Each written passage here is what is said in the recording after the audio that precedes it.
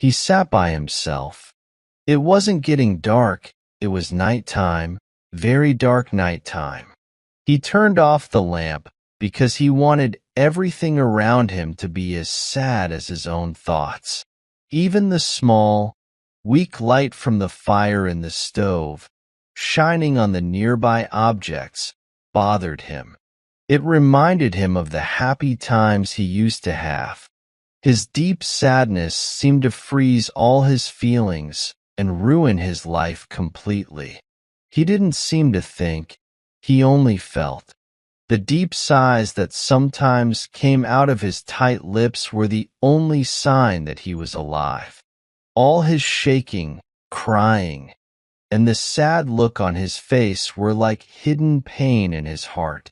Just a few years ago, he was very hopeful and happy. He was in love and later became a very happy husband and father. But now, everything was gone. Death had taken away all his loved ones. One after another, sad things happened to him, hurting his heart badly. He, who was once strong, noble, and had many good things, now sat there like a lifeless statue. He didn't have any purpose, movement, or energy left. Everything good in his life was destroyed, like a big disaster had destroyed his happy home, and he couldn't build anything new from the broken pieces. As he sat there, a sudden bright flame in the fire made him notice the picture of his wife hanging on the wall. It brought back so many memories. He remembered the day when the painting was completed. It was just before they got married. He was so happy looking at it, and his wife asked him, "Do you really like it? Will it be beautiful enough for you to remember our love even when we're old?" He promised her that she would always be beautiful to him, and she sweetly said she wasn't afraid of growing old as long as they were together. But now, he was still young, and he might have to live a long, long time without her. The last time he saw her, she was lying in a coffin, still young and lovely, but pale and still. He, who was still alive and feeling, was the one who couldn't let go of her coffin. With a heavy heart, he gently touched her dark hair on her pale cheek, kissed her cold forehead for the last time, folded her hands, and cried over her. He rested his head on her chest, which had stopped beating with sorrow or happiness. But it was impossible to describe the pain he felt when he had to look away from her beloved face for the last time. Then, despair took over, and his grief was too deep for tears to ease it. In his sad memories, he was lost for a long time. Eventually, he wiped his tears and said, "Oh, my dear love, have you truly left me? Can it be that you're no longer with me?" He often thought she was listening to his sorrows, staying by his side, and comforting him. But it was just his imagination playing tricks on him. He wondered if she, who loved him so much and always heard his prayers, had heard him calling out to her during the sad, lonely nights. He reached out his arms to hug her, but felt only emptiness. He looked around for her, but there was only silence. "If you can hear me, my beloved spirit, please come to me," he pleaded through tears. When his eyes cleared from crying, he looked around and noticed a faint light. At first, he thought it might be the moon shining through the window, but the light grew stronger. It illuminated a corner of the room, and he saw a faint figure dressed in shining clothes, glowing like the stars. When the figure turned towards him, he recognized the features of his lost wife, but she looked peaceful and glorious.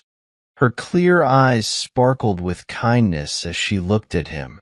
The intense sadness he felt was replaced by a strange, peaceful feeling he had never felt before.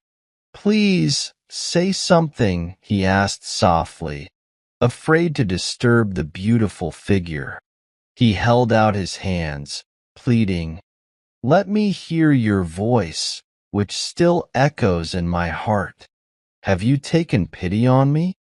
Didn't you call for me?" answered the soul softly, but with so much love and care that it seemed to give him new strength. "Haven't you called for me many times? I couldn't ignore your plea. The pains and troubles of earth don't hurt anymore for those who have become angels, but your sorrow touched me even in my happiness. I couldn't be happy while you were sad. I've been near you, comforting you. I stayed by your side, cooling your fevered brow.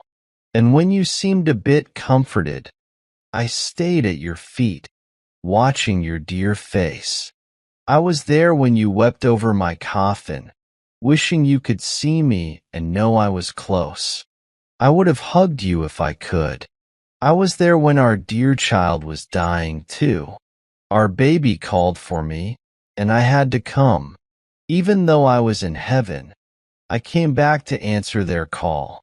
I glided through the garden paths in the quiet summer nights, and the plants and flowers greeted me with their sweet scents. They knew I came from a better place.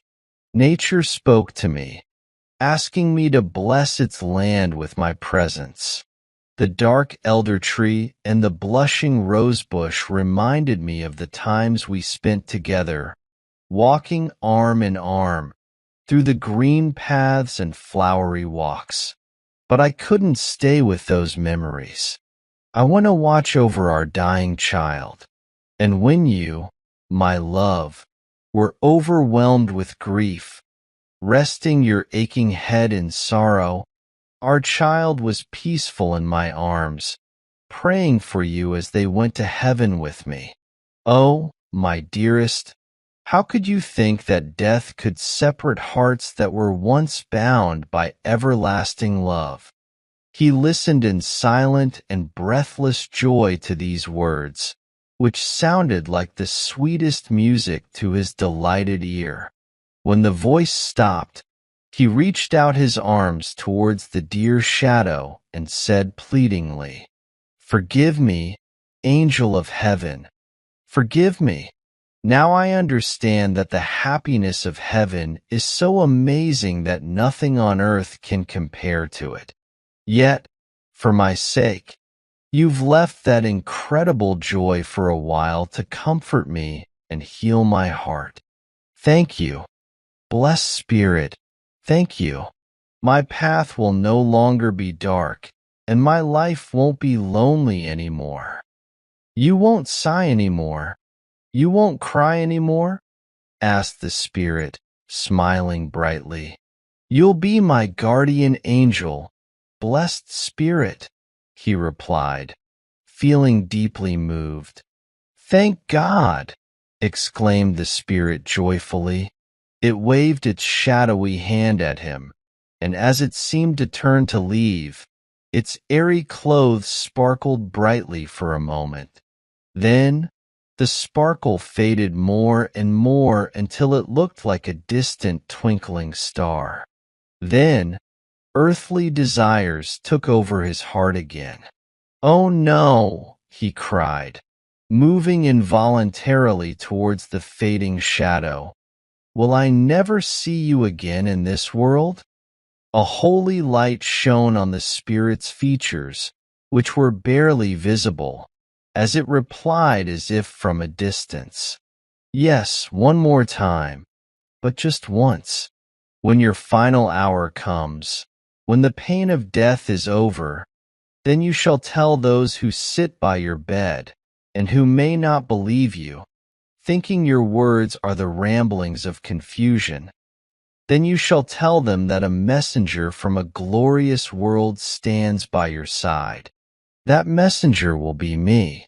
I will come to gently take your last breath, to bring joy to your closing eyes, and after your heart's last beat, to guide your soul to the realms of endless happiness where I await you."